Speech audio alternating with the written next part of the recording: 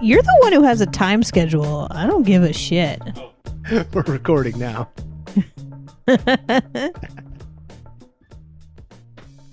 What was that hateful thing you said? I said I don't give a shit about you. Wow. Welcome back, dear listeners. Welcome back to The a Lauren's hateful place. mid-argument. Do, do, do, do, do, Can I Lay Down? Lauren's Hateful Place. Welcome back, fair listeners, to Lauren's Hateful Place. Lauren's into this bit because her name's in the bit. It vibes with my narcissism. I get it. No. Welcome back to Can I Lay Down? Oh yeah, that's right. Yeah, that's the name of our pod. Episode 9. 7,562. 9. We've been on the air since the beginning of time. I did declare that this is season 2. Oh, did you? I arbitrarily did that. My Why? birthday was the season finale. Oh, So this is speaking of narcissism. You would, this is Ari. season 2, episode 1 now. Is it? Okay. Admit it, it's fun. It's okay. It's All cute. right. So we have eight episode seasons is what it is. Whoa, wait. It's a nice round number. Yeah. I don't know Don't why. we need like a holiday episode? Yeah, to end no, the year? yeah, no, that's the bullshit. season? Yeah, no, we're doing a holiday. And your birthday does not count as a holiday. Sorry, buddy. Sorry, Ari. We're off to a hateful start on Lauren's the Can I Lay Hateful Down? Place. Labor Day is the next holiday on the calendar. No. We're going to at least do like, I don't know, Hanukkah. That's a ways away, though. I know. Okay. Okay, season 2 was canceled. Got it. We're back to season 1 now. Doesn't it just feel like regression? A little bit. Yeah, now that you declared that it was season 2, it feels like we're taking a step back. This yeah. is the power of just embracing. You get to move forward. You get to move forward with love. This would have been season 2 with Ari is love. And gaslighting the shit out now of all it's of us season right 1 now. with regret. Now it's season 1 episode what? Do you 9? see what you did to yourselves, people? Season 1 with regret sounds more up our alley anyway. Yeah, it does. That's our usual wheelhouse. It's been so skanky that we need to change the name of the show to Would You Lay Down? With me on a bed with your pants off. Did I make it weird? Sorry. It just was so straightforward. You have to heighten. That's how I get the ladies in bed. Get Lay in, down. please come- get in bed with your pants off. Please come and That's your dirty talk. please come and lay down in my bed with your pants off. That's hot. Hey, you want to come over and take your pants off? Nope. I don't even go. Said I don't no even one do that. ever. I don't even do that. I'm like, hey, come over, take your pants off when you get in the front door so we can have the sex. This is The Lauren. sexes. Pants optional. See, even that's sexier It than is what I'm better. trying to go for. Yeah. I changed the bed. I'm a gonna moan. You're a gonna Changed. moan. It doesn't make sense. I meant I changed the sheets, but I meant I made the bed and they got crossbred. I'm a gonna ejaculate. You're gonna ejaculate. Oh, do you do the Mario character in bed? Do you want to come under my face, sir? Oh no. It took 2 minutes till we were right back in our other wheelhouse. Oh my goodness, you are so wet. Oh no. And gooey. Gooey? Oh, no. Oh, Jesus. Like a piece of Do pizza. you say gooey? Do you say gooey to your ladies, Adrien? I gotta give it up. Oh, wow. Wow. Sometimes it gets gooey. Oh. Like a slice of cheese pizza. Vegan cheese pizza. He's texting like, you gooey, just That's in the realm of dirty talk where you go to the gross and the, you know what I mean? Like, Yeah. like, Uh-huh. yeah, like I'm gonna shoot my babies in you. That kinda- Yeah, that's about there. That's yeah. not good. Can you imagine Scott talking like that to somebody in bed? I cannot imagine Scott talking like that now. It would create a black hole event. Like it would be a physics improbability. So wait, Scott. So how do you talk dirty in bed, Scott? I don't. I mean, I'm just gonna ask that question. don't. That. I mean, I feel like I have a very. I don't know. I don't know how to answer this. I don't think I do. I mean, okay, so is it just like, oh yeah, fuck me, or oh yeah, do you like that, or It is. When Scott wants That's to exactly be right. fucked, is that what you're saying? Oh yeah, fuck me. No, I love it. I love it. don't know. I don't know how to answer That's this. going on a loop and is my ringtone. oh yeah, fuck me. Please, Oh yeah, fuck me. Scott, share that with us. We'll do. Yeah. But no, I don't know how to. I think I don't. There's not a lot of heavy talking. That's not like one of my things. But Okay. there's not. It's not like silence or anything. I don't know. Yeah. I feel like just normal stuff. But that's how do you compare? Ah, fair. What kind of dirty talking do other people do? Let me compare. Let me compare and see what you guys say, and if I feel. Well, I think it's all dependent on the person. Like, I have to be like given consent to do it. You know. So Oh, really? If they're like, yeah, no, I like somebody to talk dirty to me, I'll be like, okay, cool. So like, how dirty? And if she's like, well, you know, call me like a dirty little fucking bitch, and I'll be like, all right, yeah, let's do it. So you're open to those options, is what Yeah. you're saying, Yeah, and you enjoy those options. sure. Okay, Yeah, yeah. cool. Yeah, All I'll right. do it. Do you It's fun. ever propose like a script for them, or do you wait for them to propose it to you? I mean, I usually leave it open to discussion, you know, just kind of figure it out before we do the thing. Or even, you know, Before, really? You clarify a bunch of well, stuff not before? the very first Oh, okay. time, Yeah, but yeah. like after, you know, you get into the rhythm of it, it's like, all right, you know, what do you like? Yeah, What do yeah, you, what do yeah. you not like? You generate a word list of good words and a word list of bad words. Uh-huh. Oh, do you talk about words you're not into? Well, he Yeah. thought Scott was doing a bit. Oh, okay. I did think Scott was doing a bit. I was doing a bit. The word list bit. Yeah. All right, Ari. What are your Parameters. how do you dirty talk? In Yeah. How do you bed? dirty talk? Well, very predictably because I am. Because you're a bottom. I hate you. Because I'm so mercurial Uh-huh. in bed. It just depends on the chemistry with the person. But do I dirty talk? Can you clarify? Can you tell me what mercurial means? Because that's like a great word, and I don't know it. It means that depending on what kind of stimulation I'm given by a person, and I mean that in general, it changes how I feel and how I react. And I can be a very submissive person. I can be a very dominant person. Oh, same. But That's I, interesting. But I Okay. want to receive. Another word that's used in the literature is labile. labile. I'm emotionally labile. Wow, that's Huh. another It's often great used to word. describe borderline personality disordered patients because they can be incredibly happy and then fly into a rage.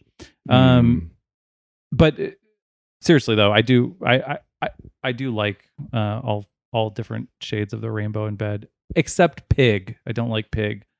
Wait, a lot- what's there's a lot of- pig? Yeah. There's just a lot of people in the Bay Area who their sexual identity is pig, which is like, I love to effusively express a bottomless desire for sex in which no stimulation is too much, more. I love fucking. I'm very much the opposite of a pig. Less is more, slowly. Let's take our time. Let's enjoy ourselves. To me, like when a partner doesn't touch you is much more like takes a break from touching you is way more expressive, effective, etc. than when they do touch you. Mm.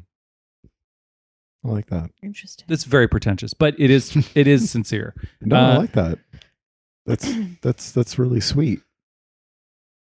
I think leaving your partner with the desire for you to touch them is more effective Mhm. than your touch generally. Mhm. But anyway, as far as verbal goes, I mean, someone just asked me if I like role play, and I don't, as you would expect. No, me neither. Not at all. And I think my answer is always, it's already role play. So when someone says there will be role play, I just find it embarrassing because it already is role play to have sex.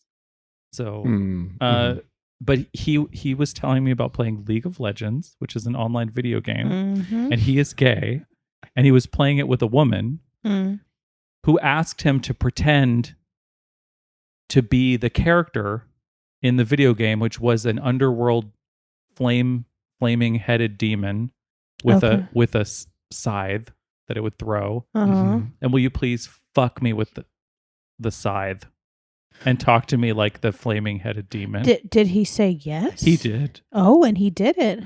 So he had cyber sex across chat, being a flaming headed demon, dipping a bladed weapon into her vagina. Wow. This is just bringing back all kinds of memories from my CompuServe? Yep. AOL Instant Messenger chat rooms. Have any of you had cyber sex? Oh yeah.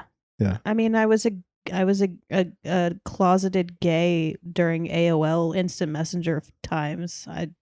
Yes. Yeah. I'm sure more than 50% of the people who I had cyber sex with were like middle-aged men pretending to be little girls. Oh. Is it satisfying, cyber sex? I mean, it was the only thing I knew. So yes. Okay. I think it's kind of fun to like describe stuff like romance novel style or whatever. You have to write out.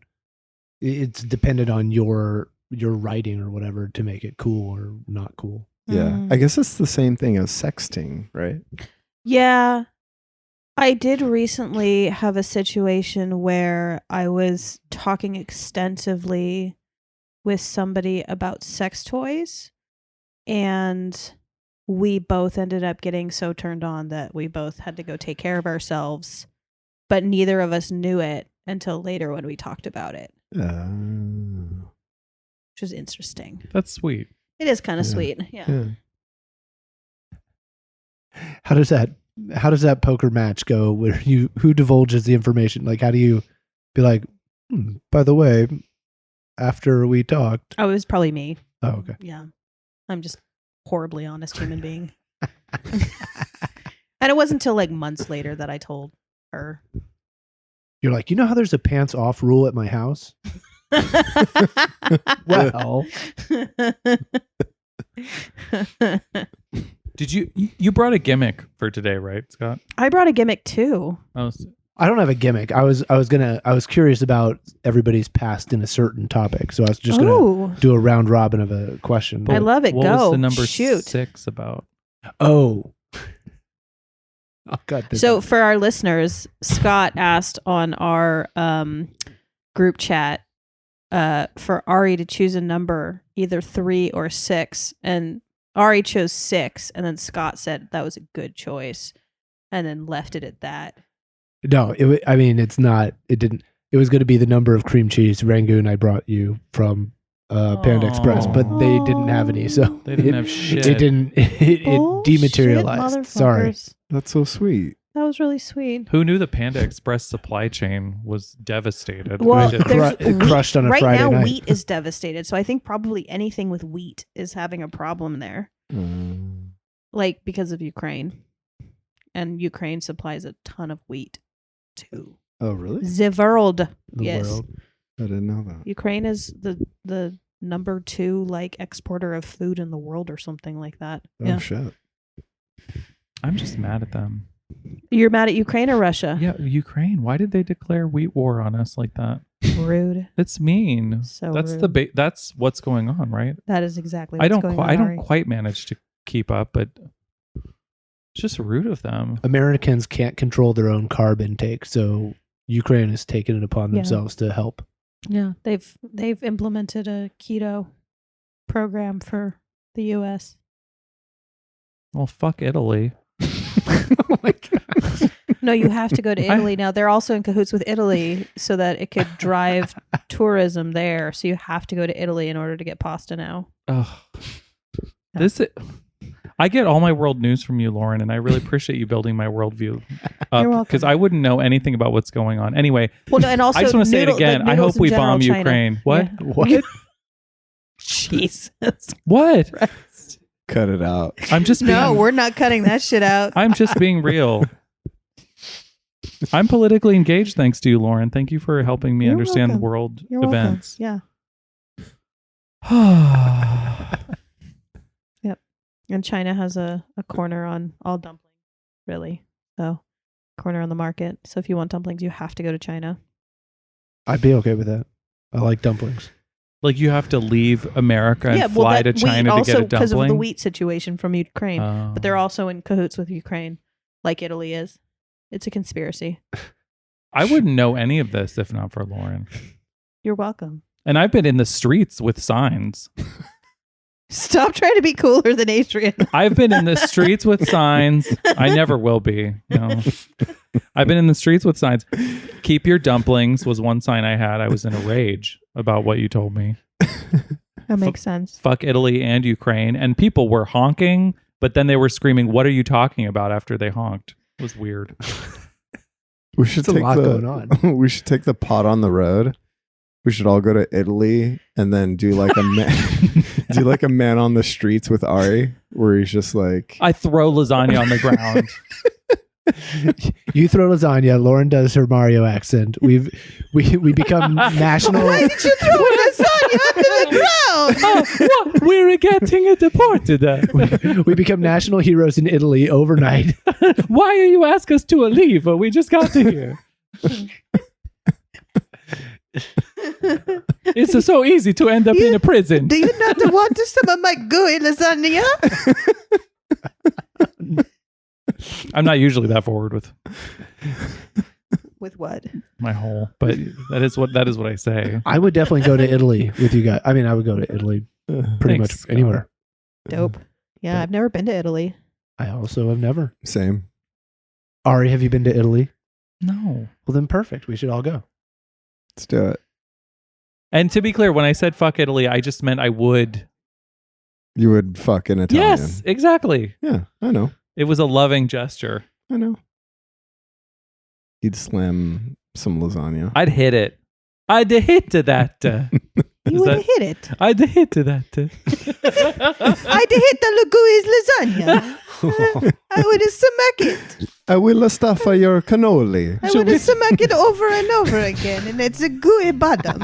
Okay, but we start over here, right? And then this becomes the episode. Like after this. Okay. After everything that we already did. Okay. Then we start over. No. That was good practice. Now we start the episode and we just trash all of that. Welcome to episode 9 of Can I Lay Season Down? 2.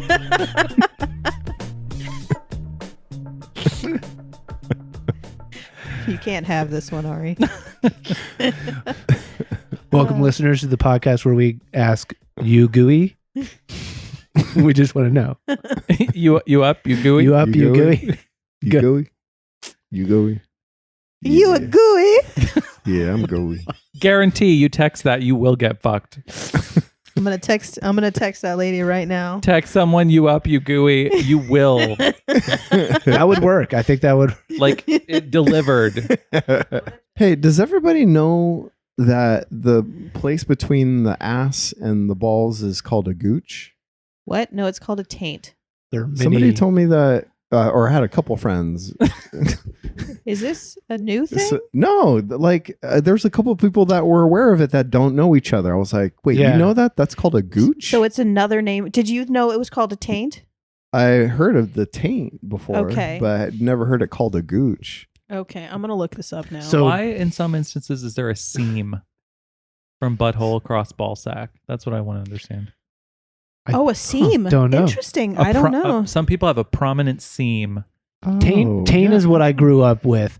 Gooch, I started hearing after, like, that was what the Jackass guys would do when they were on Jackass. So it could have been popular. That's where I first heard it and heard it Okay. frequently. And then I guess perennium is the official title. Perineum. Okay. My other question is, does it bring Perineum. you Perineum? Sure. There you go. Does it bring you pleasure when stimulated? I don't know, Like, Adrien. sure. Does it? I don't know, Adrien. Does it bring you pleasure when it's It stimulated? doesn't. No, it doesn't. I Oh, don't have any okay. sort Oh, of- Adrian's too cool for his gooch.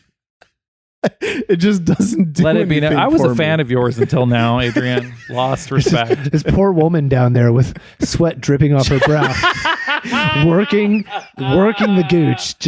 She's like, Jesus, I'm trying to make this work. She's like, like, I it's don't been feel a thing. 45 minutes, Adrian. He's like, no, nothing. Nope. He's, Might as well be my elbow. he's just flipping through ABC programming. All right. Should just Yeah, be it's the reading a same book. thing. Yeah. It is. Yep. Yeah, I didn't know. Lauren has been researching Gooch for the last solid 2 minutes. Yep. What That's did why you- I haven't been talking. She went down a Gooch hole. Didn't you wonder why I wasn't talking? No, I knew. Oh, okay. You were doing a deep dive I on did. Gooch in Urban Dictionary. Yeah, there's so many articles that are taint versus gooch. I feel like that's an excellent name for like the Learning Channel TV show. I don't know why you don't like it. Wait, say that again. The taint versus gooch. Taint versus Gooch. Is it their Sounds like learn- a is it Adult Swim TLC? show. Yeah, maybe. I don't know if like I've put my finger down in that area. I'm just like, no, just not doing it There's for just me. nothing. There's just no real feeling. No. No. I mean, there's like pressure, but I wouldn't say like feeling. Yeah, you're like it's no better than any other part of like You- maybe my ass or something. Yeah. I don't know. You are sauntering Wait. sauntering Sauntering. dangerously close to a whole battery of questions you don't want. What? Yeah. Oh, Lauren just geared up. Lauren just got excited. That's- Lauren's Clear my piranha throat. teeth just came out. I just like Locked clear and my throat. loaded. So when you say it doesn't feel like anything, like have Yeah. you asked someone else to do it Oh, on you? Has someone else done? You know, I think my ex did explore that region, Uh-huh. and it just I don't remember it like being a great experience All right. or like a memorable experience. Yeah. They're just like, oh, Have you asked your doctor if you have a broken taint? a broken gooch. Broken. Yeah, you should probably use taint because gooch is way more slang. Yeah, you're talking You to wouldn't know. you're talking to a doctor. Yeah. Would I mean, would be a learned great- person. Would be the appropriate name for a Perineum. bad gooch, like that starts with a G. Oh, gangly gooch. I don't Gangly know. gooch. Oh. sorry about your gangly Gooch. Here to express condolences. I don't understand Yes. not liking anything. I just think anything happening down there is nice. Fair. Some people are like that. Yeah, I'm with Ari. I feel like that whole undercarriage is sensitive, and Exactly. the like touching of it is fun. That As a sounds good. wise man once said, your body is a wonderland. I feel like But he meant your gooch. Yeah, don't call John Mayer a wise He meant man. I did. Your gooch is a wonderland. Oh, Your undercarriage is a wonderland. oh, that's better. I like that. That's like similar amount of syllables. Sorry about your busted gangly gooch. it's okay. Not gooey enough. Yeah, I'll live. Freaking broken Brother. foreskin, Condolences. terrible gooch. What is going on? I know. Just falling apart over here. I'm sorry. Are we gooch shaming? I think we are. What? No, we're not gooch. No. No, we're offering condolences. We're Yeah. we're being super empathetic about his gooch. No, we're being really sympathetic about his gooch. Yeah. We're gooch boasting. We're boasting well, no, how sensitive and, when cool you're our gooches sympathetic are. to You somebody heard about me. something, it Yep. feels bad. Mm. Sorry about that. I'm so sorry about your That's okay. gooch. Thank you. She's giving you an opening to express rage at her pity, at her contemptful pity. You know, there's As always, when presented with the opportunity to express rage, Adrien declines. He does. He deflects. Okay, we have a gimmick.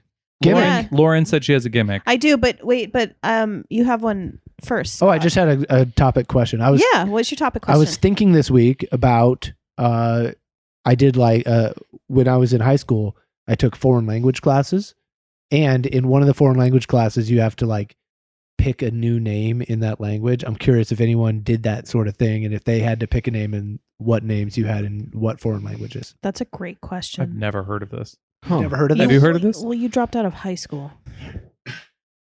What? It's just the way you said it. It's just hurtful. Oh, I'm sorry. no. I thought you were proud of this. I am proud of it.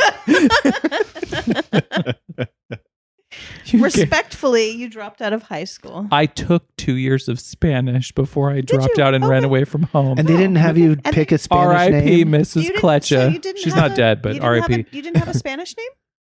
No, I've never heard of this. And also, you know, So they just called you Ari? yeah. Okay. All right. So Wait a minute. Is this universal? Did both of you pick new names in your Well, foreign I language didn't class? pick it. I was given a name. And have you heard of this too, Adrian? Well, I've never heard of this. this is what I I'm trying to figure out. haven't, but I mean, obviously, because I'm Latino, my dad's side of the family, they used to call me Adrien, which is my name in Spanish, or they would call Oh. me Adriancito, which is like little Adrian. So, Well, that's adorable, but it's a Yeah. different yeah, topic. it's it's It's different, related. but It's precious. I mean, it's like the perennium of a topic. It's like attached. yeah, Yeah. So subplot. so like when I was in now freshman who's year. gaslighting who? Go ahead, Scott. So my freshman year, I took German, and we picked from a list of traditional German names. Okay. And so my name for that Wait, year, we get to guess your name. Well, yeah, I want to guess We your get to name. guess your name. I had a new Gunter. name. Gunter. Oh, Gunter's a good one. Yeah. It was not Gunter. Oh. That's a great one though. yeah. Gunter likes it in the Gooch. Oh, no. Gunter likes it in the gooey gooch. They call me Gucci Gunter. Das ist gut. Das ist good. Das ist good. Das ist good. Whoa. Das is very good. Okay, who's Gunter next? likes sex. Gooey Gunter. Someone Adrian, else do you guess. have a Yeah, what would you name Scott? What would you That's name where Scott? it comes because I like A Gunter. German Yeah. name? You know, I'm like trying to rack my brain for German I can't even think of names. German names. Please don't pick the worst one. So we're not going to do Hitler? No? Okay. All right. Adolf. Sorry. You just Right. look. You just look like a don't- Hitler. Yeah. Oh, no. Adolf. That's his last name. You know what's so weird about Werner. Okay, so I have would a call He it- does look kind of like Hitler. Wait, what are you doing? What is this? for our listeners, he does look a little like Hitler. Yeah, he No, does. doesn't. Just Oh. a tiny- Does not. No, he's the closest in the group to like getting a little mustache and What looking kind of like Hitler. What does that mean? He's the one who's like would be least likely to be related to Hitler, though. It's true. I'm just pointing out something helpful. This is very helpful. I'm the one who'd be most likely to be related to Hitler because I'm Austrian. I look the least like Hitler. That's what I'm talking about. Oh, okay, got it. I don't know. I see. If we grow your hair out a little bit, grease it down, maybe. Yeah, actually, you can pull it off. Okay, so what, Adrian? What would Okay. you guess? What would you guess Scott's name would The be? only How about other, Heinrich? You know, the only other German name that's coming to mind right now is Werner. Nice. I mean, Mine would be Sven Sven. You're on the right or path. Hans. Picking like just classic, famous German names. Schnitzel? I had Ludwig Ludwig. Ludwig. Ludwig von Beethoven, Ludwig, and I was like, that was my name for the year when I was in that classroom. Everybody called me that, and I answered to it, and everyone else had a different name, Wow. and it was, I don't know. I think it was fun. I don't remember it being annoying, but Did people call you like Ludi or Viggy or Vig? no, No. I don't remember that. It was always, Was there an identity attached to the name? like, did I have to make up like a D&D character for my? Or did you feel like No. you were different? Like, No, just So my I my really Spa- hope I don't look like. Okay, go No, ahead. I was just gonna say my Spanish name. Does anybody have any guesses of what my Spanish name would be?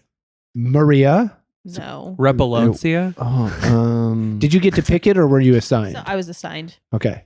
it would Esmeralda? be Larissa. It was Laura. Whoa. Very close. Yes, I'm Very close. Yeah. Laura's That's a beautiful good. name. You know what? You know what I But love. then everybody called me fucking Laura. Do you know what names I think are beautiful in Spanish? Judith, Judith. Judith. I think Judith is beautiful, Mm. and Myra is considered a dowdy English name. I think Mireille is beautiful. Mhm. Oh, Yeah. I mean, I think most names said in Spanish probably sound better.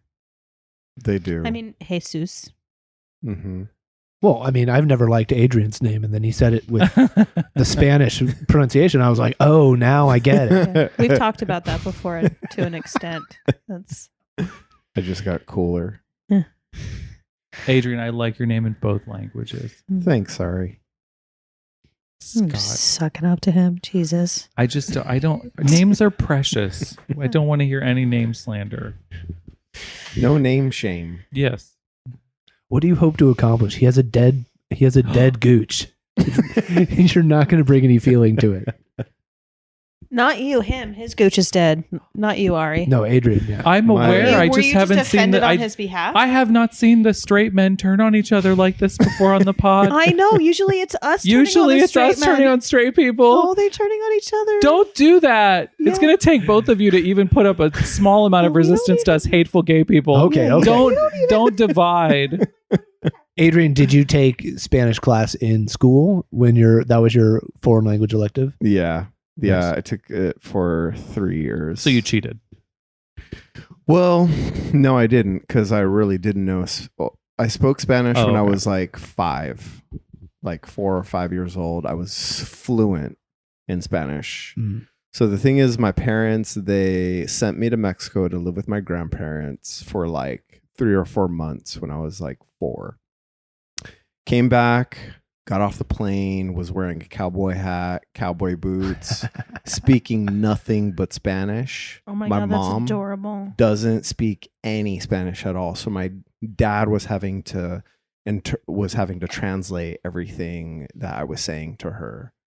And I guess it was just over the course of time, my dad stopped speaking Spanish to me. So I just forgot it. I remember some words, and I can still recreate the accent too, but I can't speak it fluently.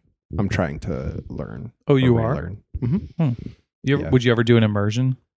Yeah, I definitely That's would. what my sister did in Holy Macaroni. I mean, that just like knocks it out of the park. Yeah, that is the best way to do it. It's so hard to like get on Duolingo every day and become fluent in it if It you don't really have somebody is. to talk to. Although my sister is like a total vocabulary brainiac, so she also Picks it up fast. yeah, she has like vocabulary steroid brain. She's like she can do New York Times crossword puzzle. Wow. Yeah, Wow. That's awesome. she has a good trivia brain. I don't know. I wonder what makes that up, but yeah, she's Does anybody else speak other languages? I mean, I can speak very broken Spanish. Yeah. Yeah. And I can understand. Like if somebody's speaking Spanish to me, I can probably understand like between 30 and 50% of what they're saying. Okay. And speaking fluently. That's impressive. I understand a decent amount. I can't speak it very well at all. Same. I'm useless. I mean, I guess useless is not the right word because all I am is useful, which is to say I speak totally only the functional version to make a transaction successful of Spanish or Japanese.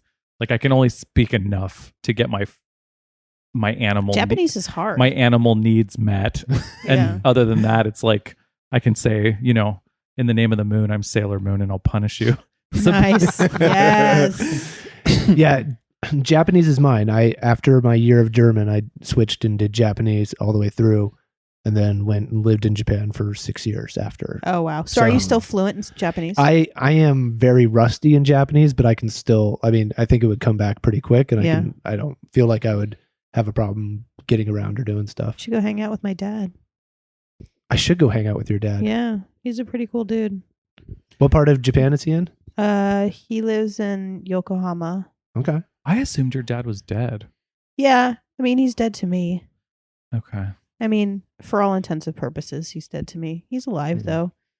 I was actually just looking at the social media accounts for my half siblings. They're all very attractive humans. They're all like half.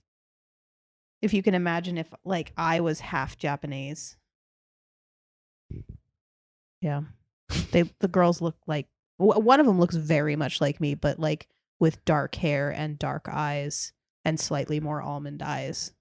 So are you complimenting yourself Yeah. by saying how pretty these people are and Yeah. then saying they basically look like you? I mean, yes. That's cool. I'm Yeah. cool. I'm down. Yeah. I'm an attractive person. Yeah. How long has he been there in Japan? Since I was 12, which would be 27 years. Oh wow. Mm-hmm. Yeah. I mean, he's a For all intents and purposes, he's a giant dick bag. He's a very polite and charismatic dick bag. This makes me really want to go meet him. Loose morals, very entertaining human. So, somebody had a fun gimmick. What was it again? Yeah, that was You my asked. goal. I was just trying to get there when I asked my innocent right, so question I have about a foreign game. language. So I have a game. It's called the And game. And it's pretty well known amongst some circles. And there are various different kinds. There's the dating one. There's the quote unquote amusing one, which I actually don't find that amusing.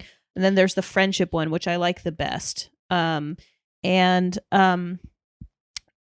it's normally played is everybody gets a bunch of cards and they choose somebody to ask the question. And if they decide not to answer, then they have to.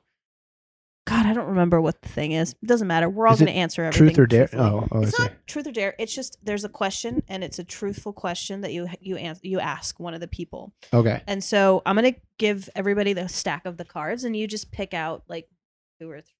You have to Whatever answer cards. from the heart, Yeah, like you have to answer or truthfully. and if you don't, then you have to shit your pants. It's just a game. Done. Oh, If you don't answer honestly, sincerely from the heart and the soul, you sit and you strain and then you shit in your pants. Okay? Everybody ready? Ready. Can I just shit? And Just And get it no. over. You just want to get it over with? No. Adrian's You gonna have to free hold shit. it in. You have to hold it in, young man, until you refuse to answer a question from the heart, and then you can shit your pants. okay. If I had a nickel for every time. You have to take a few. This is going to cause drama. So you're not supposed to look at the cards. Oh. Until You you have to choose wait. one. But that's Until okay. you It doesn't shit really your matter. We're not really pants. going by the rules of the You game. have to poopy doop. Poopy doop. Was that some of your dirty talk from the bedroom? You have to Poopy doop. poopy doop. No. Yeah. Poopy doop. Are you gooey yet? Get over here and poopy doop my gooch. Satan is among Poopy us. doop on my gooch. Cut my whole soul out of this. Oh, okay. So how it works is if you decide not to answer a question, you have to look at the other person in the eye for and 10 shit seconds. your pants. So essentially, yes. You have to look at the other person in the eye for 10 seconds before saying pass. It's like So it has to be a solid 10 seconds of like deep strict eye gaze. contact. Oh. Yeah. But we don't have to go by that rule if you don't want to. We're all just going to answer truthfully. Okay, Yeah. first person, draw a card from the top of your pile and then ask anybody in Scott. Go for it, Scott. you can ask anybody. Poopy doop. Ari, Ooh. what would you what would you want written on your tombstone and why? Ooh.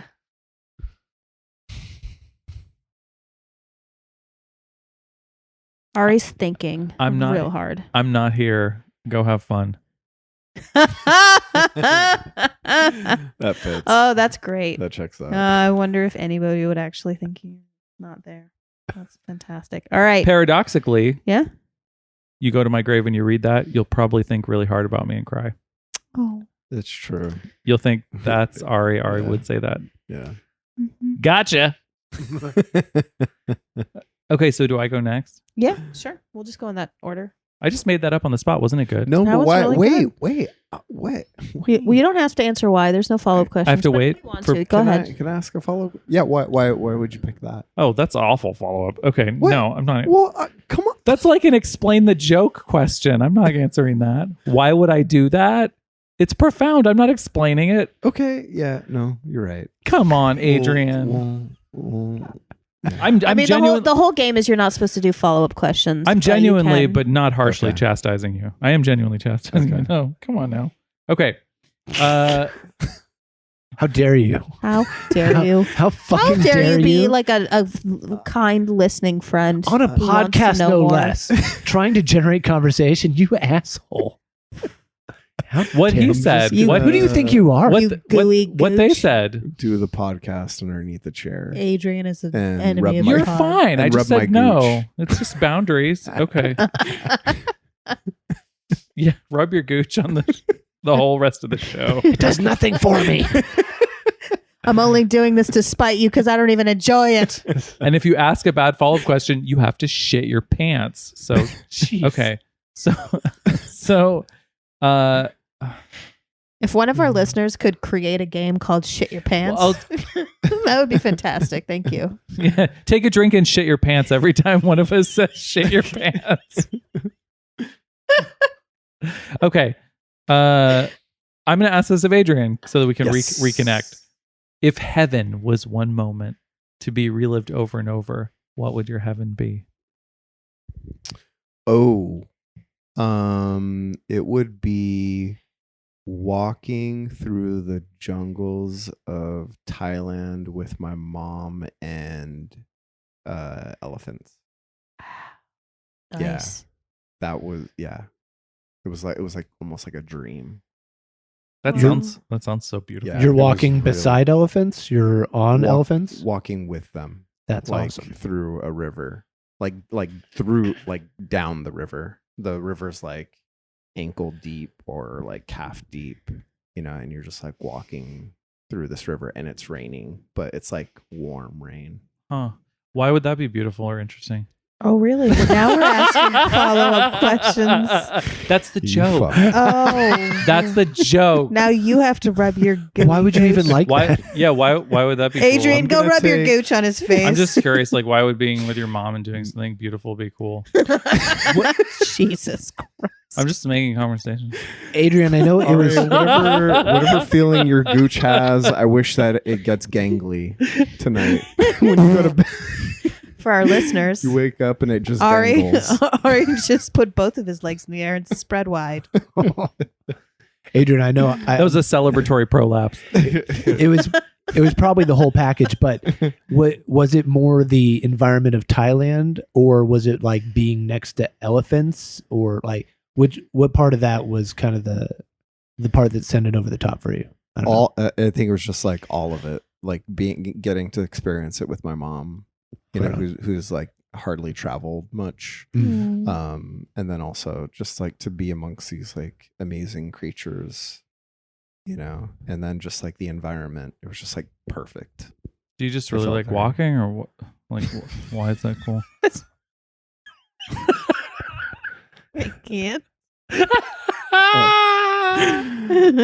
Were you just like really excited about the water in your ankles? An eternal life of gangly gooch is what I wish upon you. I guess you're just like getting out of the house or whatever, but Oh my that gosh. sounds like fun day out. Yep. All right, my turn. We're going around in a circle here. All right, Lauren, you get to pick Oh who gets. God, this is such a bad question for me to ask. Bad jar? No, everyone's just okay. It's got to be to Scott. It does? Oh well. Oh yeah, I'll ask Scott actually. Scott, Yes. what's my greatest strength? Your greatest strength? Is strength. Tell me about me. Broke my ego. Well, I would say the capacity I know you in the best is improv. And in improv, I would say, I'm getting real narrow, but surprisingly turning into like a little kid immediately as a full grown adult and just turning into a little kid and inhabiting that and being really funny at the same time. I feel like that I'm going to put that up there. How's that? Oh, that's a huge compliment. Thank you. There you go. I like that. That's great. Yeah, I can confirm that. I'm Yeah. into it. Thanks. Meanwhile, her card didn't say that at all. She just like is trying to get compliments. She's like perfect opportunity to fish for compliments. It was oddly The the wor- first card that was about herself. Yeah, the card really says like, "What's your favorite flower?" or something. Well, I mean, honestly, it makes sense because you're really great at inhabiting every character that you play. That if somebody distracts you, it pulls you out of it. Yeah, it does. So, Oh well, yeah. so we were talking about this. Our coach, our Adrien and I have the same coach, and he gives side coaching, and that's totally normal. It's a totally normal thing to Yeah. give side coaching. And for me, sometimes side coaching actually pulls me out of my character, because I do very much get into my characters. Yeah. Mm. That makes sense. Yeah. All right, Adrien, you get to ask a question now of anybody. Okay, let's see. Pulling a card. All right. Let's see. Who do I want to ask this question? You're thinking real hard about this. He's making faces. You can see the steam coming out of his ears. If you could have your own dick in your own butt for 30 days. Scott. Why? Okay. Yes. If you could have your own dick. What? How did you know that was on the card? Okay, Scott. I'm ready. Describe your first kiss. Oh. The first kiss was I've always been a like friend zone, try to turn a friend zone into like a relationship zone guy. Yeah. And so I Path would of always least resistance. I get it. yeah, I would always have crushes on girls and then be best friends with them for like a year or long, whatever. And so I was really good friends with someone who I had a crush on.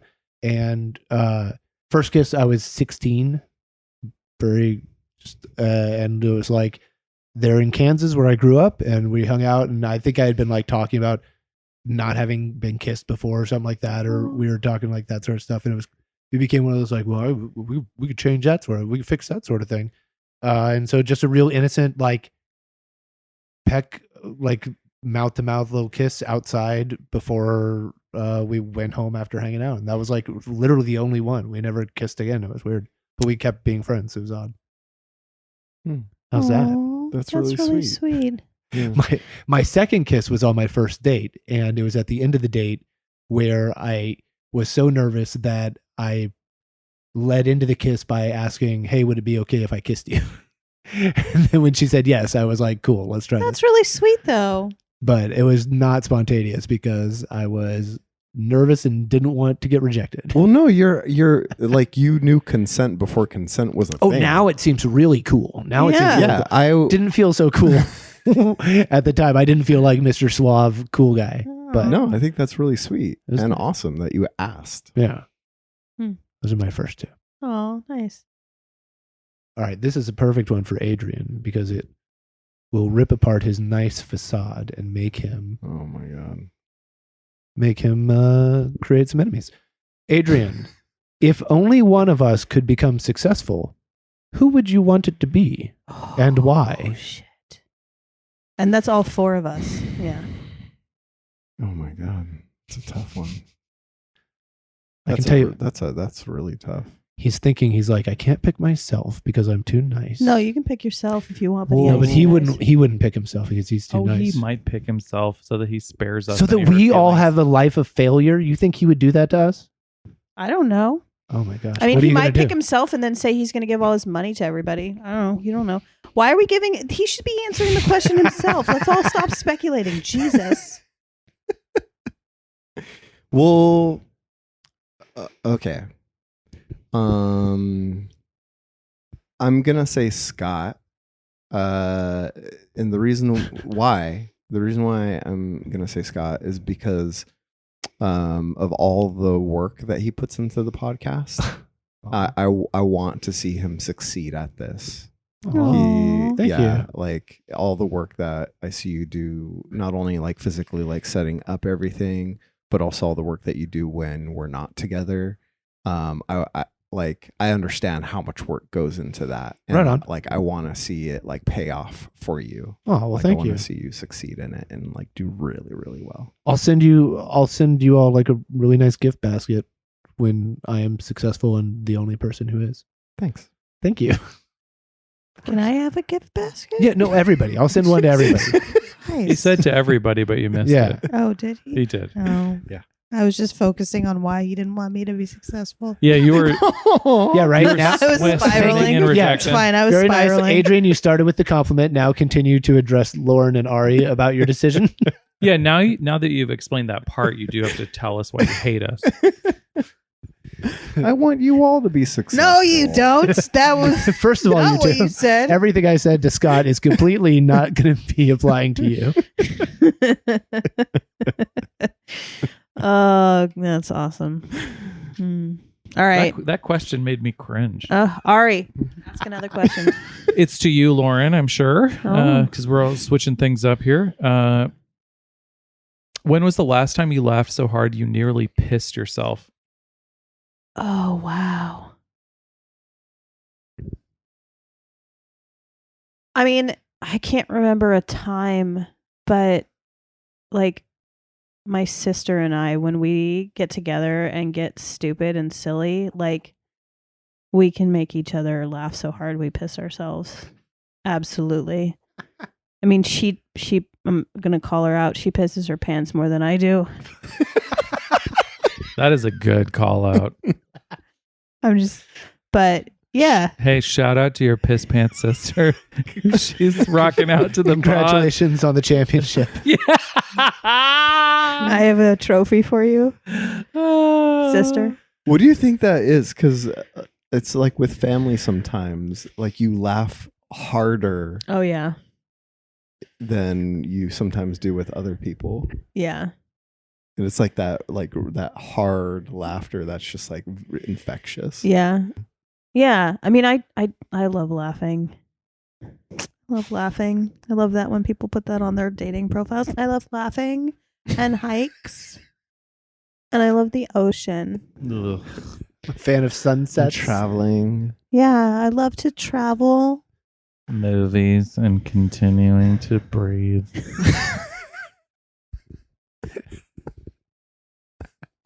All right, I'm going to ask the next question. Oh, I'm excited about this question. Uh-oh. Oh, no. What's happening? Am I getting skipped? You just asked me a question. But they asked each other questions, so you have to ask me the next question. Oh, is that how it works? It doesn't have to, but Oh, I'm man, lonely. But okay. No, it's okay. My No. dick's up my butt, so I'll be Well, that was fine. the first time we've gone around the circle more than one circle. And that was the fine. first No, time it's fine. anybody It's asked fine. me a question. It's fine. Nobody asked me a question the first No, it's round. cool. I don't It want wasn't- to be asked a question. I would hate it. Leave me alone, actually. All right, fine. But I also would have preferred to ask someone else's question. Fine. Ari, Oh, thank you. what's a fantasy you haven't shared with me or us? What's a fantasy? Does it? I guess it has to be sexual, because like what other kinds of fantasies I mean, are if there you really? I guess. fantasize about murdering people, that would be also on par with like sexual. Oh, those are overdone. I've been thinking about those for so long. Maybe you fantasize about like being a famous dancer. Yeah. Stop giving him permission to make it innocuous. Jesus. Oh. No, it has to be sexual. Very, very sexual. I am trying to think of like a non-sexual fantasy. Oh, so wholesome. What's a Okay, well, mercurial fantasy? So I will say this: like I am in school to be a therapist, and I would love to graduate doing a peer support group that then graduates from like a 12 weeks together into doing psychedelic therapy together at the end. I love when a peer support group is loving and is, a bunch of people seeing the best in each other. And then the idea that they would have a transcendent spiritual experience with each other just strikes me as very wonderful. I know it's very corny for someone to be a California therapist and be a fan of psychedelics, but nevertheless, I probably would not actually have a spiritual experience without both group therapy or psychedelics. I did not identify as a spiritual person before those two aspects entered my life. Huh. But, and really both. Like being in group has always been very meditative to me. Because in real life, people talk about things in ways that are very distant from an emotional charge. And I recognized how aware I've always been of that and how meaningful it was to me to reverse that. So usually when you're in group, it's sort of like you're not making any conversation for the sake of conversation. And so the air is extremely thick. Like somebody is hung up on something. Yeah. And not only are they hung up on something, you get to feel around for how you're hung up on them being hung up. And I loved that. I never took off in when I would try to understand original dyadic 2-person therapy. But for whatever reason, I understood how to get something out of therapy when I did group, and it totally changed my life. That's awesome. Yeah. And then I guess I should do one that's sexual, but then I'll Please. be embarrassed. You don't have to be embarrassed. It can be a minor one. Well, Safe it's space. You could always embarrass us. It's just something you haven't told us before. there's a shortage of the kind of porn that I'm into, which is when two people are really going at it and a cat is watching. I mean, you have a cat. Be the it makes sense. be the change you want to see in the world. Yeah. That was my first recycled bit of my life. I told that joke at the opening of the sketch show I did the first year of the pandemic. I did that joke. Oh, thank you. I've never done stand-up, so I've never done recycled bits. That was my first recycled bit. Oh. I'm going to shit my pants now. All right, Adrien. It's next. You're next. Ask a question of anybody. Let's see. Including me. The card. Oh, here.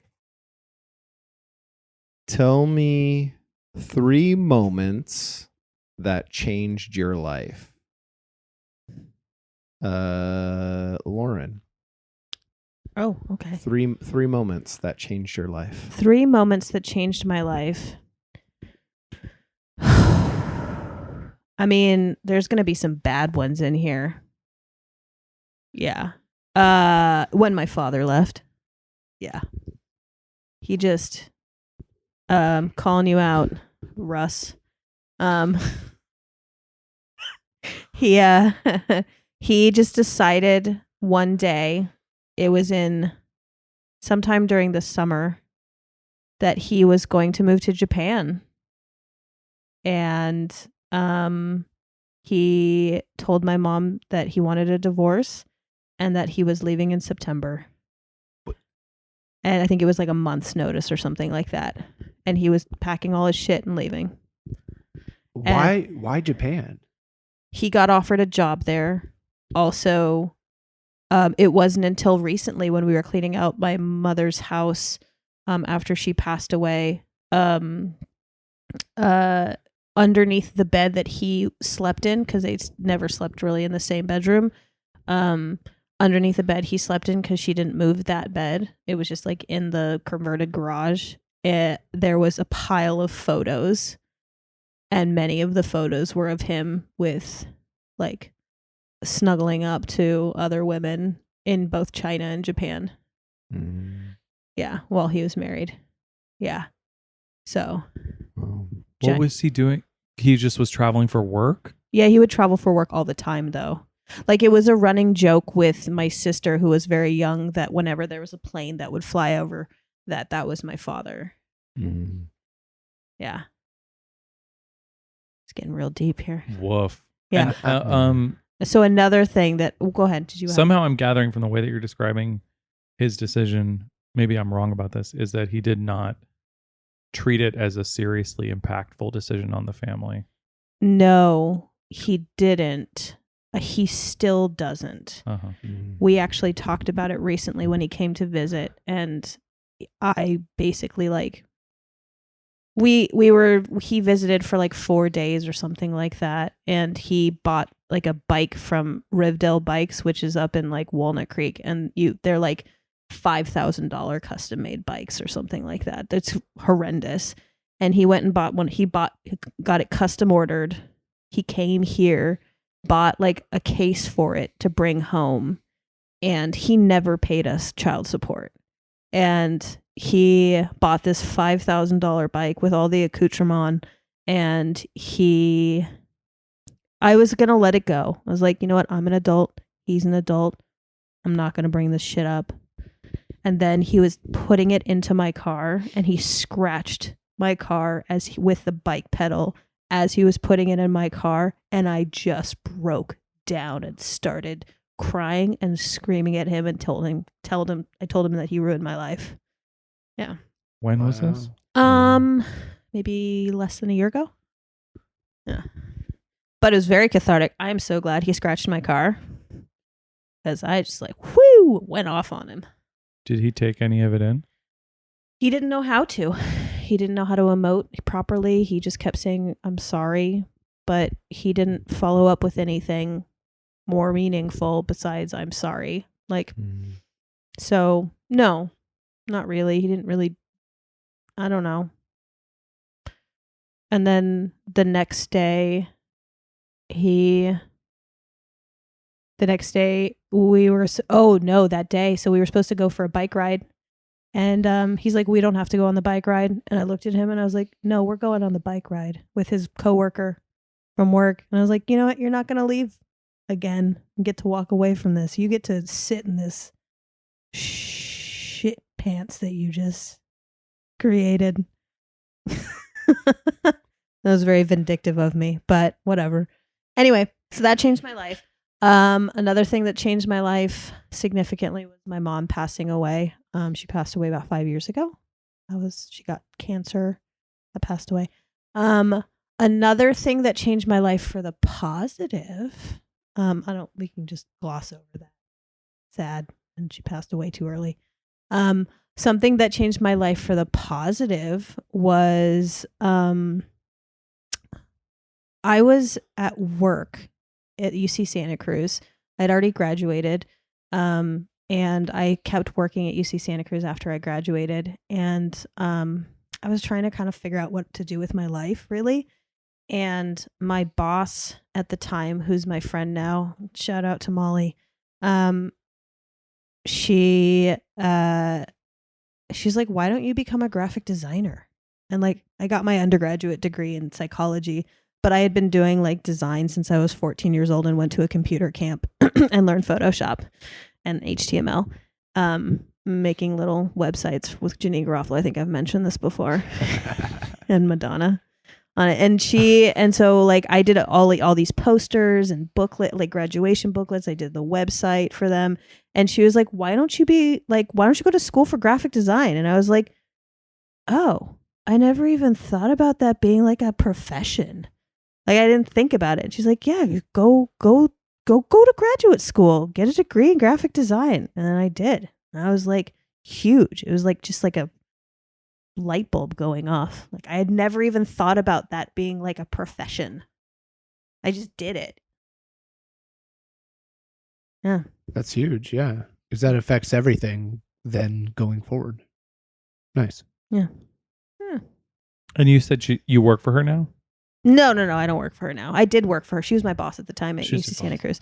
I worked at the college programs office and I was the assistant college programs coordinator and she was the college programs coordinator. And she was like, I think she's like 5 years older than me. How she was like the boss of all of these like 18 to 21 year olds when we like would go get wasted and come to work probably still smelling of booze. I don't know.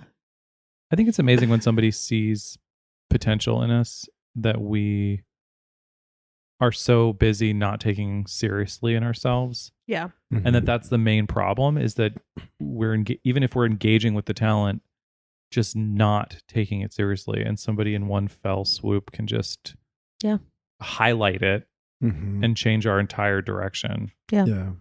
And I've had the most terrible habit of having a blatant fascination with something and then not treating it like I should do it.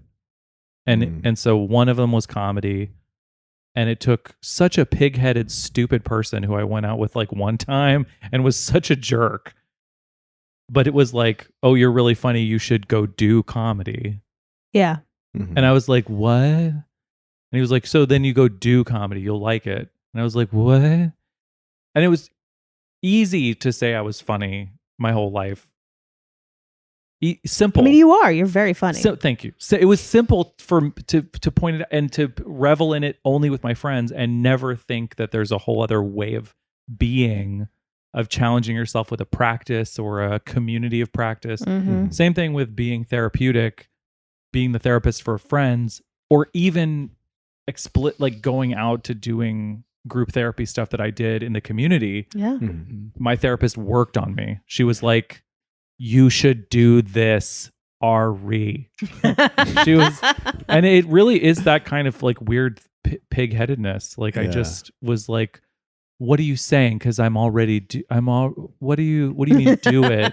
She's like, you're doing it, but then do it with a capital D, and then you will get paid. It will be better. Yeah.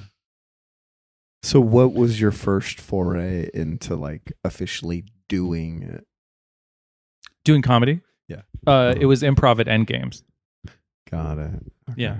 And there were several lovely people who were experienced in theater and comedy in my level 1 that were taking level 1 just to start over in the Endgames community. Yeah. And we formed a team right away. Oh, And so that's I was like, awesome. yeah, we had a real good time. And I went to the jam. I was scared, but I was just like, fuck it. Clearly I've waited too long. Yeah. So I just was like, ta-da. Wow. And we had a great team. That was awesome. Yeah. We had great shows. I could feel it, which is one of my favorite things about making a good piece of art is just being like, it's good. Right. Mhm. Right. Sometimes, recently, I've actually had a few like scenes with you, Adrien, and I felt like we had good scenes. Yeah. I Yeah, felt right? that too. Yeah. Totally. Even also with Brett too. Like Yeah. there were a couple times recently with Brett, our mutual friend, all of us that like we had some good. It's Yeah. it's so It's satisfying. so satisfying. It's so It nice is. to feel It's satisfied. Like, and I don't even super care who satisfying. watches, but you're just like, yeah, Yeah. I fucking believed myself. Totally. Yeah. That feel no better feeling. Yeah. All right. Next question. Oh, I just wanted to say like one positive spin on sounds horrible on my mom passing away was that my sister and I became best friends after that. Like after my mom passed away and we had to bond because of that experience, we then became each other's like essentially best friend. So you weren't like this before. The way that I take for granted that you talk about her like a best friend. Yeah. You weren't like that no, before. we weren't. That's very Oh. meaningful. That's Yeah. very beautiful. Yeah. Yeah, that is. I mean, we were always in each other's lives, but not to the degree that we are now. Mhm. Yeah. Yeah. That's Yeah. beautiful. Thank you for sharing all three Oh. of those. Thanks. That was a big question. She had to. She didn't want to shit her pants. It's not. It's true. Yeah, in hindsight, maybe It's not some great. I didn't really want a awesomeness. gooey She- gooch. in hindsight, maybe just shit your pants next time. That was a lot of hard work. That was a lot you of put hard work. You put a lot of passion into that. Maybe just shit your pants next time. It'll be easier. I'll think about That's it. the advice I give everybody about everything. Oh, I got a good one for you, Ari. This one is for Ooh. you. What's something you should have done but didn't, and why? No shitting your pants on this one. Right. That's right. I have a really good one. Something you should have done but didn't, and why? Okay, I have one while you're thinking. So when I was 18 years old, it was my very first girlfriend, who I am now friends with, and a couple of you have met. She and I were dating, and I was extremely closeted. I was very like scared because I was living with like 7 other women, and I was super scared that like they would think that I was gonna like try and rape them in their sleep. You know, like wait, what? standard. I was afraid that they would not want to live with me because they knew I was gay. Oh, Right, yeah. And so I didn't want to say anything. And so I was very closeted. And she It broke up with me essentially because Yeah. I was so closeted that even at a New Year's party, I kissed a guy instead of her. Oh no! Yep. I really wish you hadn't That there's nailed it with this answer. and it because- was her cousin. Oh dear God! It wasn't like a sensual kiss or anything, Yeah. but yeah, You really drew. that was a regret. You really drew a highlighter on mine, and I don't know if I would have thought of it, but it's somebody that I dated, and I shouldn't have broken up with them. Yeah, I'm still in love with the guy that I dated a long time ago, and I hadn't worked through my trauma, and so I dumped him, and he was a very sweet and creative and passionate person, and I broke up with him, and he said, I should have known. I've been so happy lately, and then burst into tears in the middle of the street. Oh, And I have regretted it most days ever since because he was such a special person. Do you still know him? No, I've been encouraged. My therapist did something very untherapist-y, and she was like, you should write him a letter, tell him you love him. Why is that really untherapist-y? Because she gave you advice. Yeah, she really leaned hard on these. She was like, go ahead. Sometimes they do that. I thought it was funny and whimsical. I But like that therapist. yeah, no, she's my favorite therapist. But I don't think there's any going backward, but he's a very special person. Yeah. I don't know if I have anything else to say about it. That hurt my heart a little bit. Yeah. Like when you said that he just burst into tears in the middle of the street. Yeah. No, he really liked me, and I just was so overwhelmed by existence back then. This was like I was like 23 or something, and I was in such dire need of therapy. Did you think that you weren't worthy of his love? I don't know if anything that I thought at that time was coherent because all the trauma that I had become so submerged that when I would express it, I would say things about being bored. Yeah. And my friend tried really hard to get through to me. She was like, "You're not bored. You're not bored. You're disappointed." Yeah. And I was afraid of how true that was at the time. And I yeah. needed a lot of help. It was just very numb. And I used to ask myself, if I'm so traumatized, why can't I think about what it is that is affecting me so much? Maybe I'm just, a broken person or whatever. And nobody made space for what I had gone through. Nobody.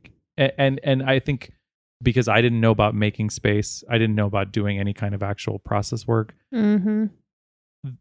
There was a problem, which was I was a very open person and I had talked to all my friends about my life. So there were no secrets. Right. And so I just did not know what it meant to work on something. And I didn't know how to understand that my friends were not holding space for me because it's a different thing to be doing. And they didn't know how. So they would talk with me, which is just fucking different. Right. Yeah. You were trauma dumping and they were listening and talking with you. And mostly I just didn't know how to say anything. I would just be like, I don't know. And the key, someone needed to turn the key in the lock. It was just sitting there. Yeah. But he sure didn't know. And I apologized. I was dating two people at the time, and they were both very sweet and magical people. One of them was married to a woman and had a small kid, and I met the kid, and he was like, "I love you. My little kid loves you." Like I had two loving people that I was dating.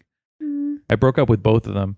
And I was like, I can't, I'm not ready for anything. And yeah, I feel sad about those two connections getting cut off short, getting smothered. Do you think you're going to write that letter? No, I don't think I'll ever bother him. No. It is weird. I think when you think I should, you want me to, you want me to go running into his arms, don't you? Well, I mean, it doesn't hurt to just express how you feel. Do you think? I mean, maybe, regardless. but maybe it was very traumatic for him and bringing it up might be I don't know. I don't think it would hurt him to say that it was a meaningful relationship and I've had feelings ever since and I just want you to know. But I do think not knowing what's next and him living in LA is confusing. So I don't know what. So you know where he lives? Yeah. Are you Facebook friends or like Insta friends? No, but he is I don't technically know where he is. He could have moved during the pandemic to a cabin in Wisconsin. Sure. A lot of people did. But I was aware. Yeah, whatever. He's a creative person. He does work in film in LA. Yeah. I don't know. I don't think it would hurt. I love you and I've always loved you. Yeah. Eat my gooch. I mean, if I, was in love with somebody and it didn't work out years ago and they wrote me a letter years later, I'd be like, regardless of whether, what position I was in at the time, I would be like, that's really sweet to receive a letter like that of somebody. I would also feel the same, I think. Yeah. I was on Facebook and somebody who worked in the same coffee shop as me in Boston, she's significantly younger than me.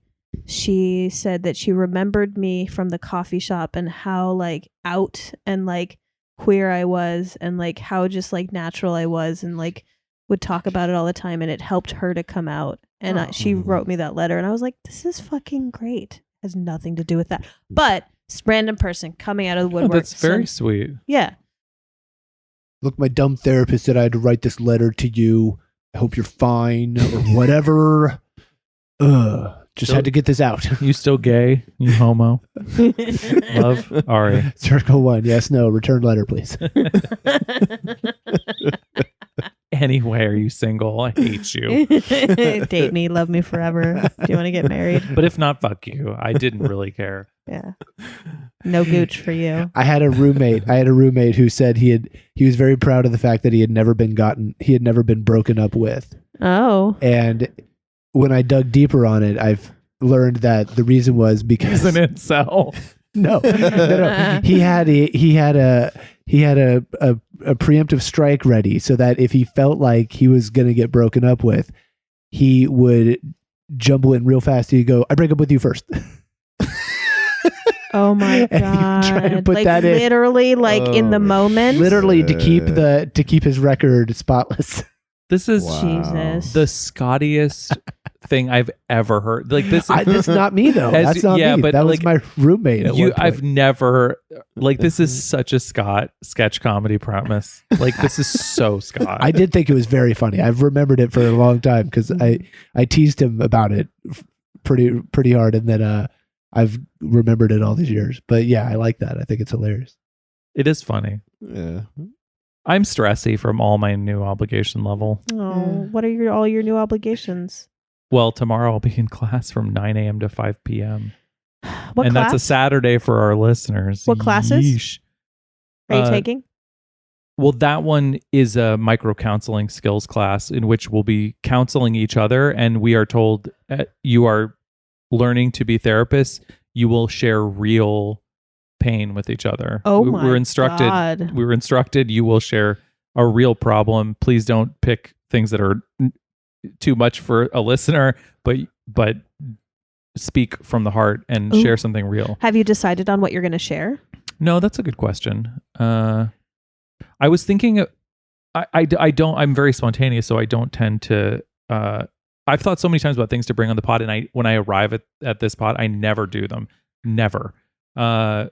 But I was thinking about talking about how upset I am to be around so many people, and how I have a mixture of like desire for everyone to love me and anger toward them, wanting them to get away from me, and just like talking about how upset I am to be back in school, because it brings up a lot of different issues for me. I have a lot of anxiety about being bored. I know I've talked to you guys about having ADD and inattentive before, but it brings up a lot of issues where I'll sit in class and I'll be thinking, how do I stay engaged? How do I stay engaged? And I'll get kind of overheated trying to answer that question. Yeah. Are you a doodler at all? Do you like draw on papers or anything to occupy your mind while you're like it was a listening to stuff? medication through all of grade school? Yeah, because that was Same. huge for me. I was also Same. a doodler. Uh-huh. Yeah. I mean, I think comedians are considered to like pretty much all have ADHD issues. Oh, but yeah, like I don't know what I will actually end up talking about. But there was a study one time I read about it, an article about the study. I didn't actually read the study itself, but it was about how doodling while you're listening to like lectures and stuff helps you learn better than just plain old listening.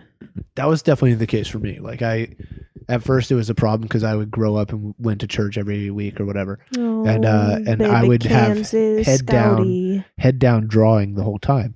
And at one point they're like, "Are you listening?" I'm like, "Yeah, I can repeat everything that like I'm listening better, right? I'm able to focus better right now because my hands are occupied, my eyes are occupied, whatever, and so I can listen." I think that is part of why I like podcasting, because when I'm doing other stuff with my hands or just doing other things, I can have a separate audio channel going on that occupies that as well. And I feel like they complement each other, at least in my brain. Oh, you're talking about listening to a podcast Yeah. while multitasking. Yeah.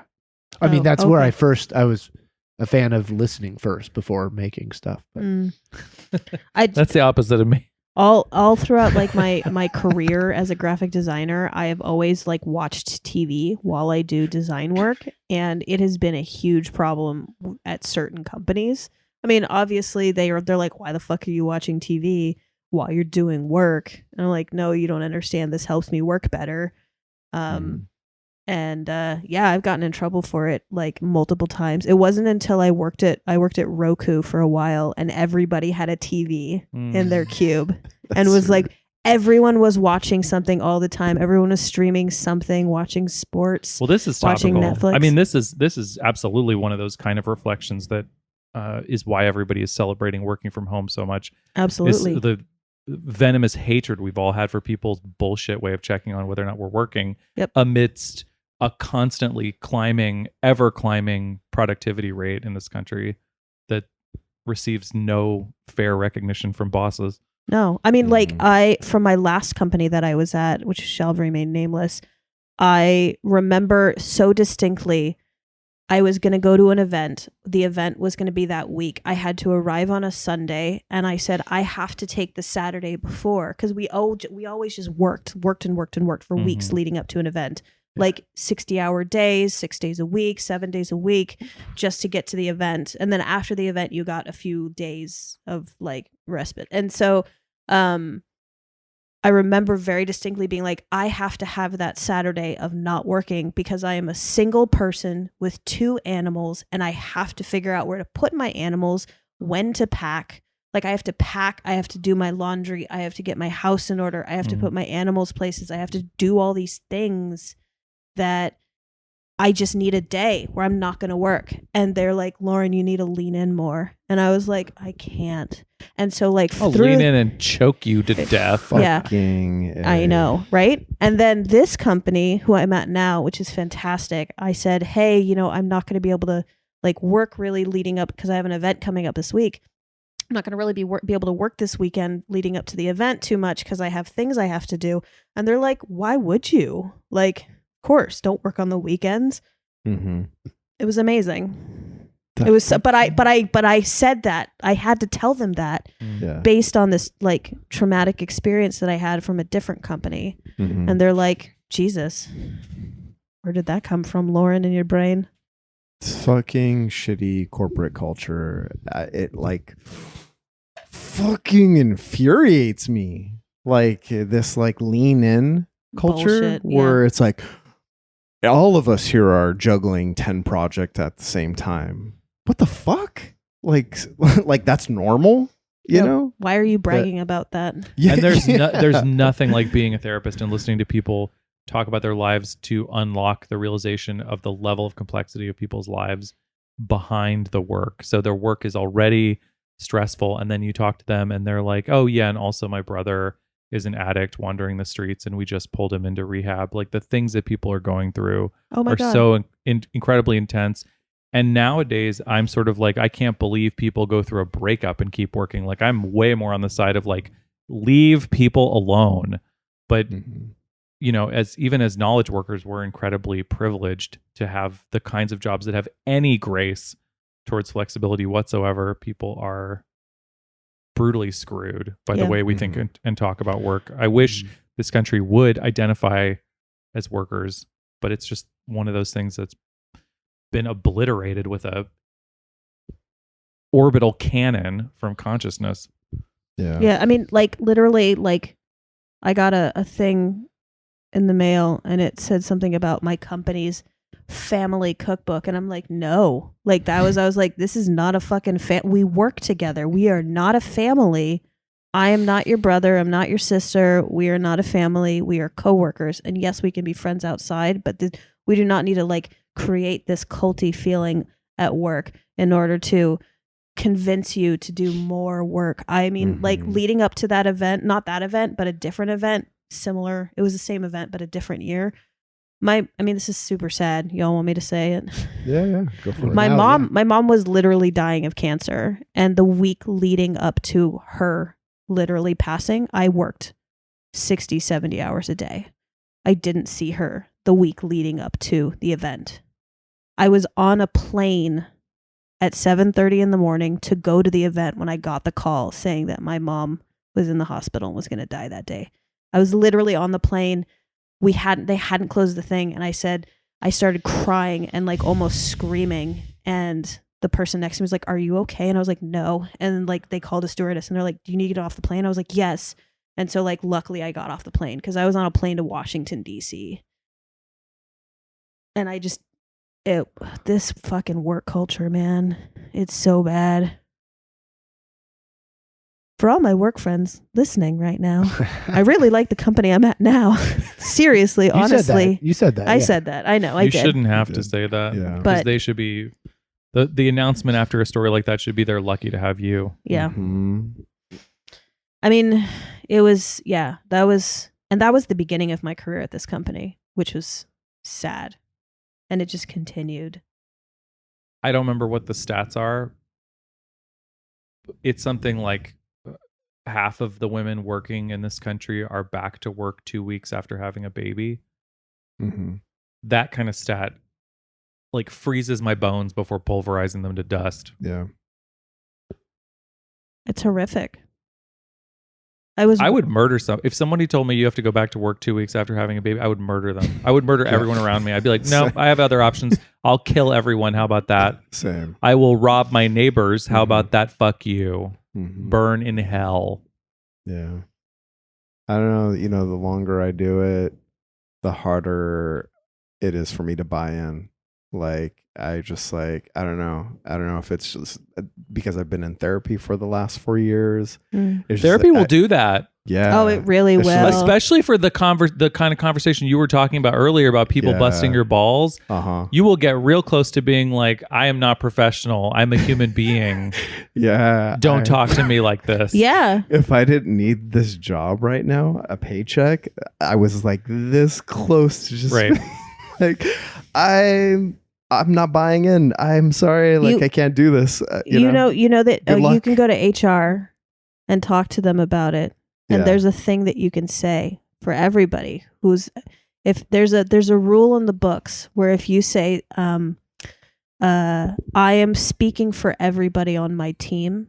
I'm speaking for everybody. If you're speaking for more than just yourself, there's a law that it was enacted around unions. So if they fire you or they retaliate against you in any way after you complain to HR about speaking up for not just yourself but other people, and they retaliate against you, then that's illegal and they can get sued for it.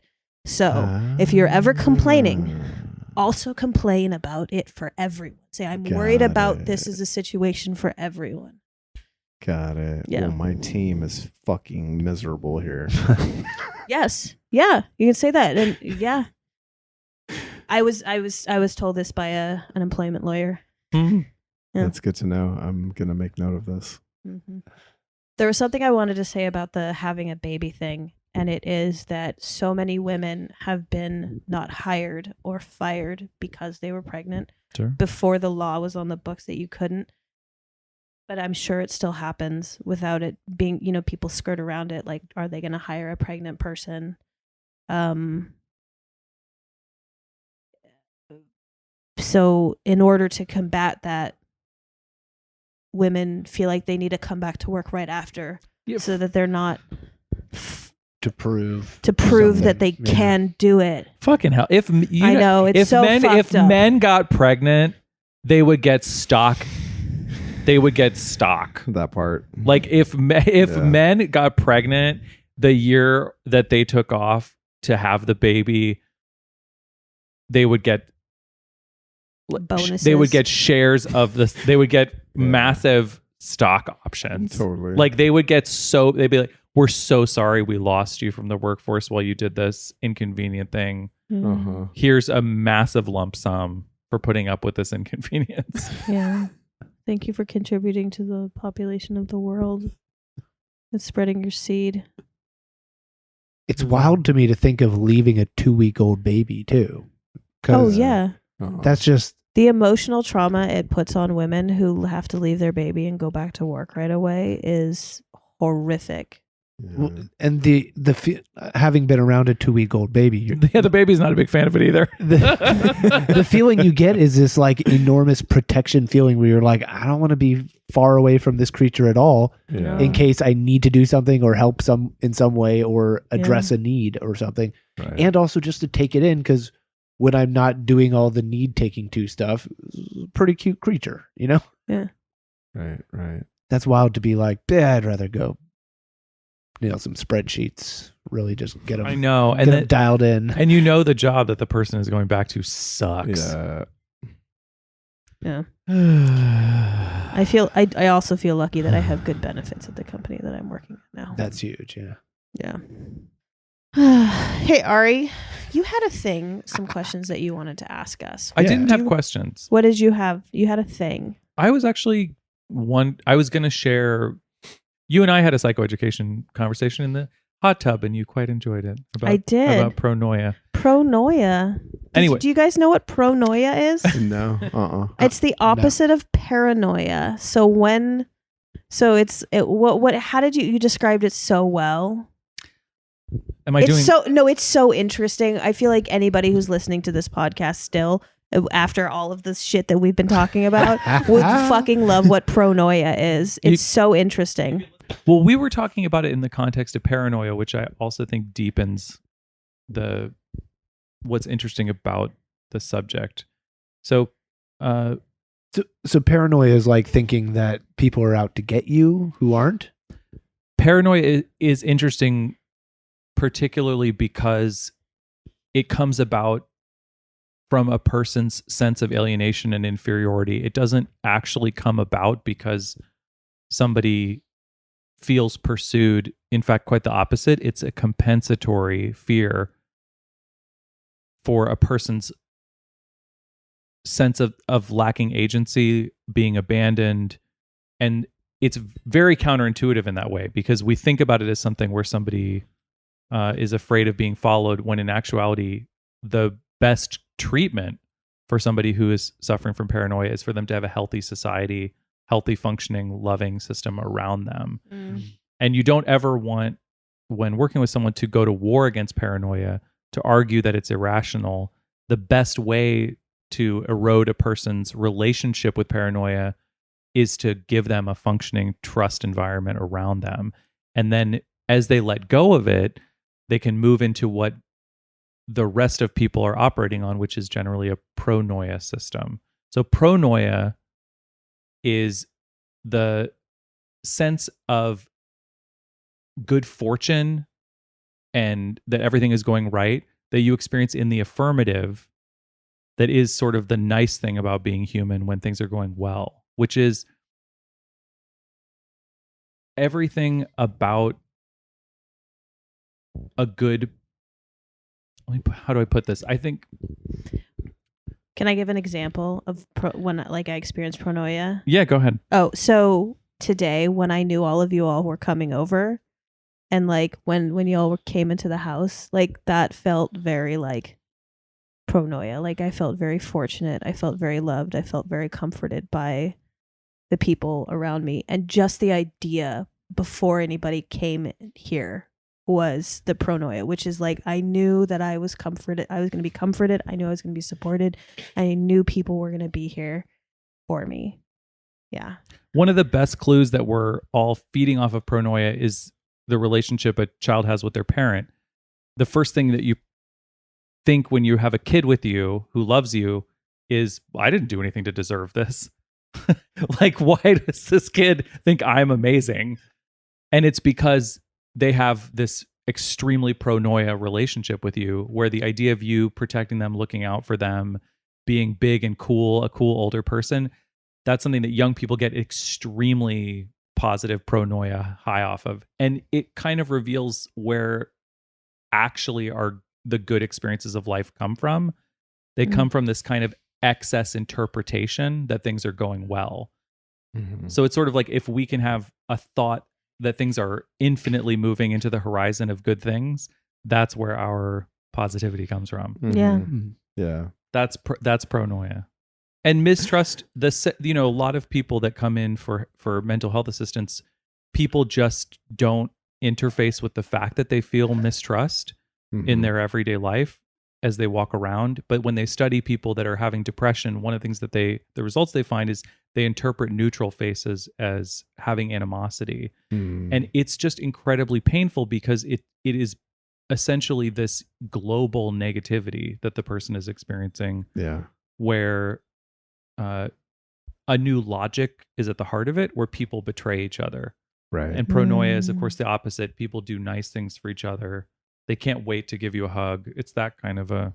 Yeah. It was an interesting, another cute little anecdotal story. My grandmother, she's 94, and she lives alone, and she has like a big old backyard that had a bunch of big trees in it.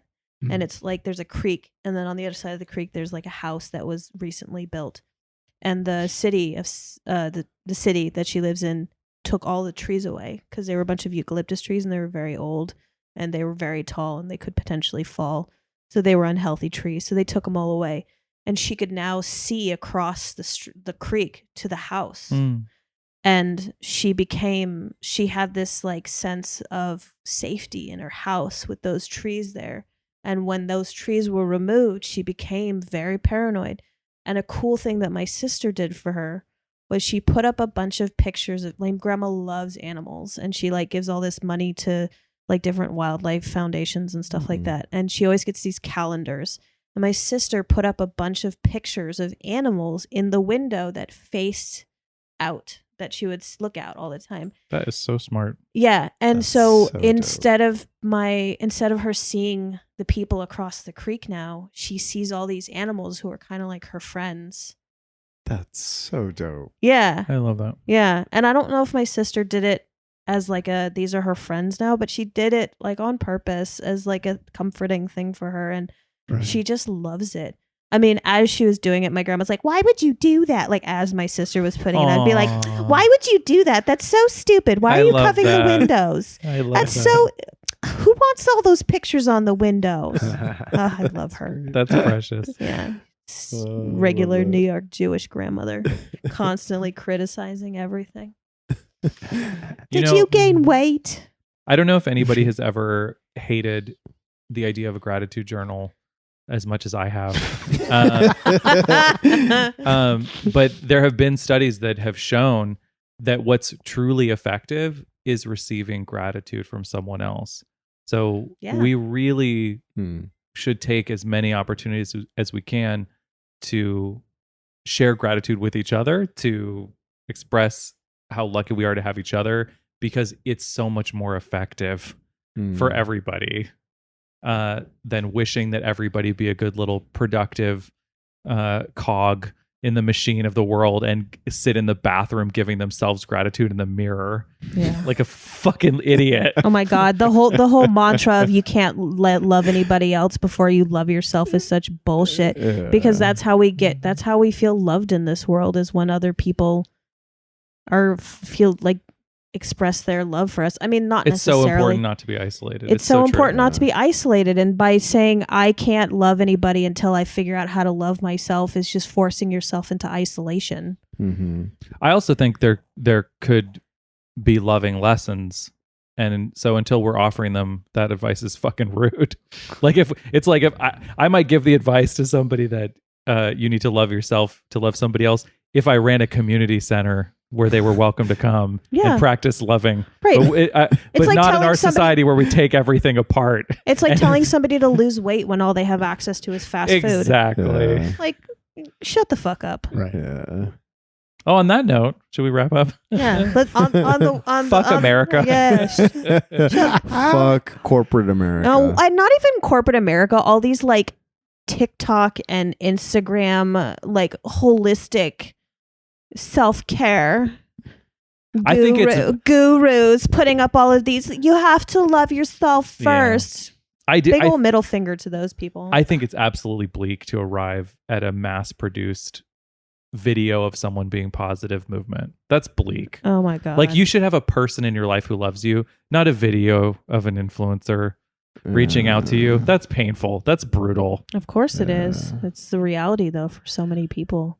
Like it's my moment where, with the increased funding of mental health, that I'm supposed to just say it's all good. It's not all good. It's not okay to let everything go to shit and then put some money into a Band-Aid system that doesn't create a community health system. It's not okay. It's not good enough. And it's going to be easy for us to burn all the money that we set aside if we don't build a system that actually supports human life. Yeah. If we keep having this attitude that after you become a shit show of mental health symptoms, then you get care, then we're going to keep shitting the bed. Yeah. No. And I know I've been 100%. encouraging shitting the bed all episode, but for this one, I would like to stop. Yeah. I mean, No, that's 100%. entirely reactive and not Yeah. proactive. That's right. Yeah, that's true. God, we hit all the topics though on this pod. Yeah. Trauma, It's easy because we're horny and Therapy. traumatized. sex. Yeah. That's a general good like umbrella for good the round. four Yeah. of us. We're We hit all our four horny and traumatized. We had our major food groups. Yeah. We've got a balanced meal here. And we named our fans the Gooches. Yeah. All our little Gooches out there, we love you. Oh. Our little And then Gucci Gooch. and then when the Gooches are really fawning over us, they're gooey Gooches. Oh. Some little smooches for our gooches. Oh. We are marketing geniuses, I'll tell you. Smoochy smooches for our gooey Gooches. All right, Gooches, stay gooey. Is it wrong that I kind of like that? Stay gooey until next time. I'm gonna make a T-shirt that says "Smoochy Smooches for our gooey Gooches." All right, Gooches.